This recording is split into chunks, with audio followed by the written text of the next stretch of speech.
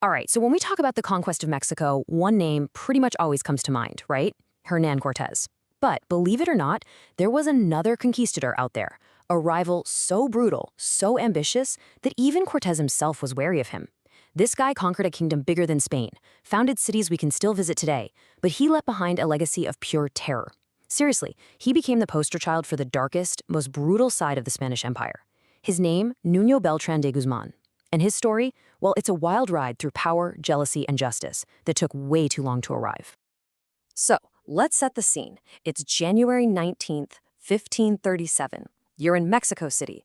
Suddenly, the doors of the palace fly open, and guards are dragging a man out in chains. Now, this isn't just some common criminal. No way.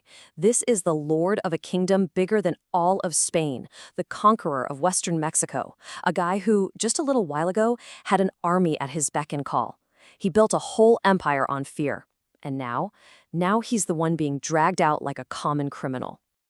So how on earth did this happen? How did the conqueror of Western Mexico, one of the most feared men in the Americas, end up a prisoner in his own capital? That's the big question we're going to tackle. And to get to the answer, we need to rewind all the way back to a bitter rivalry that was about to set half of Mexico on fire. All right, Section 1, the King's Hatchet Man. See, to really get who Guzmán was, you have to understand the politics of the 1520s. It was like a giant chessboard, and the Emperor Charles V, he had this huge problem, and that problem's name was Hernán Cortés. This really spells it out, doesn't it? On one side, you've got Cortés. He's the hero, the rock star, conqueror of the Aztecs, and he's insanely popular.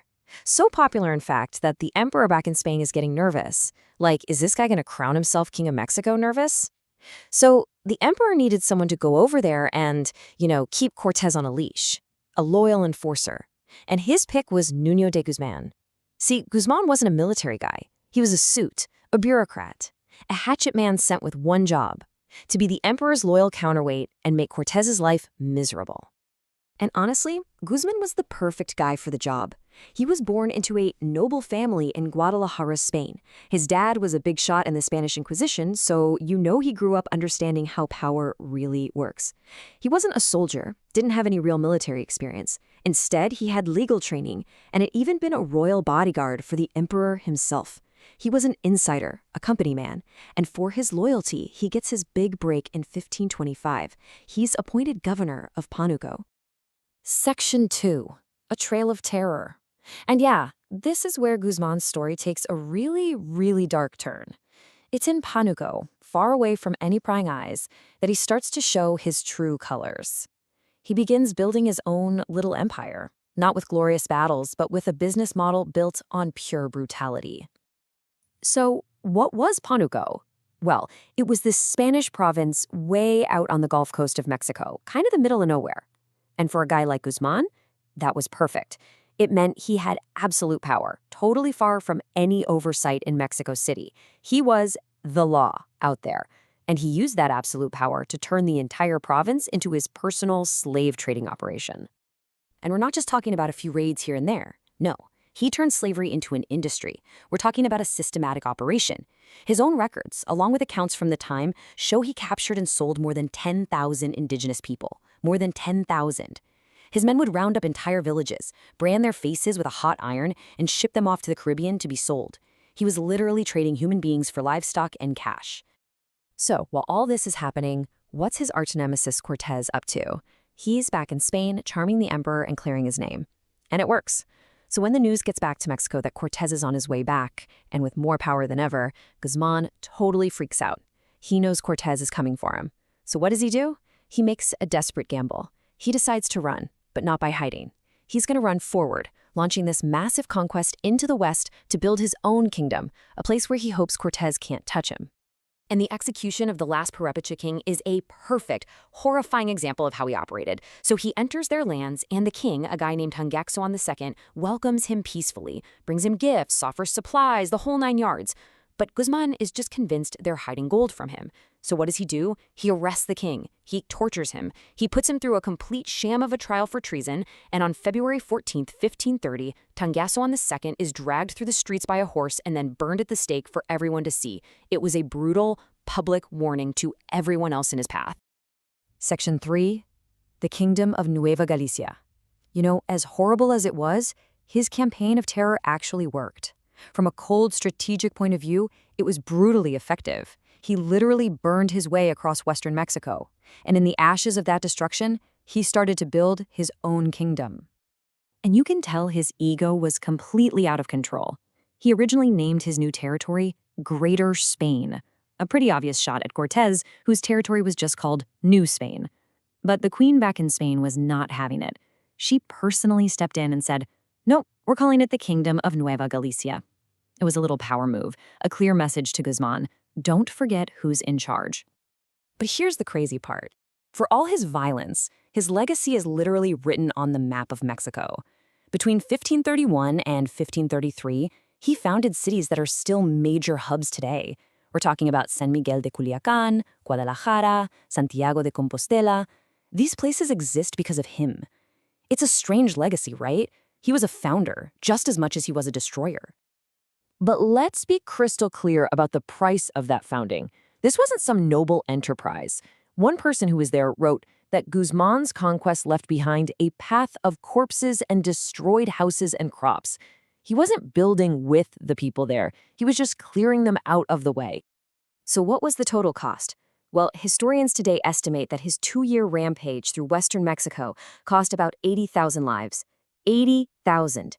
And that's from everything from direct massacres to the starvation and disease that came after he torched their villages and farms. All of that just so one guy could build his own little kingdom and get away from his rival. All right, Section 4, Justice Delayed. For a while there, it really seemed like Guzmán was going to get away with it all. He was untouchable in his little fiefdom. But you just can't be this brutal, this openly criminal without the word getting out eventually. The wheels of justice in the Spanish Empire were slow, but they were turning.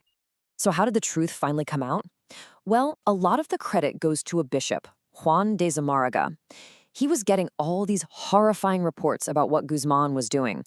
But there was a problem. Guzmán controlled the mail. So the bishop got clever. In a pretty famous move, he had his reports written down and then hidden inside hollowed-out religious statues, which were then shipped to Spain. It sounds like something out of a movie, right?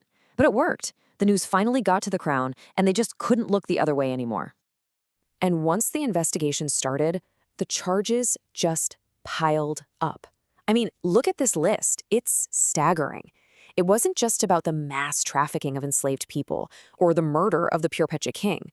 He was also charged with misusing royal money, torturing native leaders, monopolizing mines. He even hanged his Spanish rivals without a trial.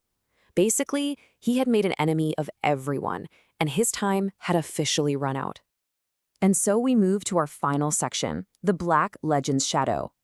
Guzmán was finally arrested, and his fall was just as spectacular as his rise. But his story didn't end there. In fact, his legacy kind of took on a life of its own. So if we're going to boil Nuño de Guzmán's whole story down, it really comes down to these 5 points. 1, he was a political enforcer. His whole career was basically defined by his rivalry with Cortés. 2, he was a brutal conqueror. I mean, his campaign was one of the most destructive of the whole era. 3, a systematic slaver. He didn't just participate in the slave trade, he industrialized it for profit. 4, the founder of Nueva Galicia. For all the horror, he did found cities like Guadalajara that are still here today. And finally, number 5, he became an archetype of cruelty. His crimes were so well documented that he became the poster boy for the Spanish Black Legend, which was basically propaganda used by Spain's enemies. And this gets to the heart of how people see him today. For most, he's just a straight-up villain. End of story. But there is some debate. A few historians argue that, well, he was a man of his time and that his cruelty wasn't really all that unique. Then there's the political scapegoat theory, the idea that he was only punished because he stepped on the wrong toes and became a problem for the crown, not because he was any worse than anyone else. And the story has one final, just totally bizarre, ironic twist. After getting shipped back to Spain, Guzmán died completely broke and forgotten. But get this, in his final years, completely impoverished, who was one of the only people to send him money to help him out? His old nemesis, Hernán Cortés. Yeah, the very man whose life he tried to ruin was the one who showed him a bit of pity in the end. You just can't make this stuff up. So that leaves us with one last big question to think about. Was Nuño de Guzmán just an exceptionally evil man, a singular monster? Or was he the inevitable product of a brutal system, a system of conquest that pretty much demanded and rewarded exactly that kind of cruelty and greed? Was he the problem, or was he just a symptom of a much bigger problem? It's something to chew on for sure.